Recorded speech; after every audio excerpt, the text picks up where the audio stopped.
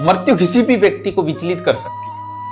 जब पिता की मृत्यु हो, व्यक्ति की उम्र उस समय 50, 55, 60 तो रहती है लगभग। पिता की मृत्यु पे सबसे ज्यादा जो दुख होता है ना, वो उस व्यक्ति को होता है जिसने पिता को सबसे ज्यादा परेशान किया। बोले माता पिता किसी की भी मृत्यु हो, तो लोग भी आते हैं, देखते हैं कि वो सबसे ज्यादा वही दुखी हो रहा है, रो रहा है। लोग कहते हैं देख तुम बड़ा जीवन तो परेशान करे हो गया, आज ही दुख हो रहे। सत्य ये है कि उसे दुख हो रहा है। उसे दुख इस चीज का नहीं होता है कि पिता की मृत्यु होगी, दुख इस चीज का होता है उसे क्योंकि मैंने पिता को दुख दिया, मैं पिता से कभी माफी नहीं मांग पाया, कभी बैठ नहीं पाया, मैंने जो गलतियां की। मृत्यु व्यक्ति को विचलित कर देती है। वैसे ही भगवान शंकर स्वयं मृत्यु के देवता, महाकाल मृत्यु के देवता है।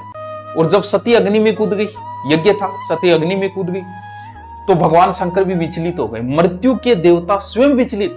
मृत्यु किसी को भी विचलित कर सकती है। अब वो भगवान शंकर सती का सब हाथ में लेके तांडव करने लगे और कहते हैं कैलाश पर्वत की ओर रवाना हुए।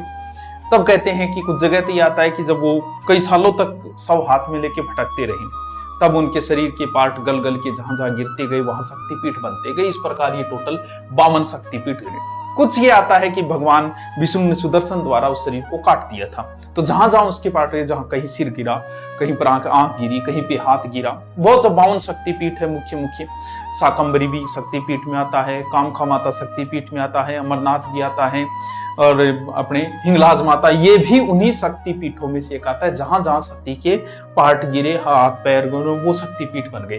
तो ये भी बड़ा फेमस शक्तिपीठ माना जाता है। इनमें से कुछ प्रसिद्ध शक्तिपीठ है 52 में से, उनमें से एक ये माना जाता है।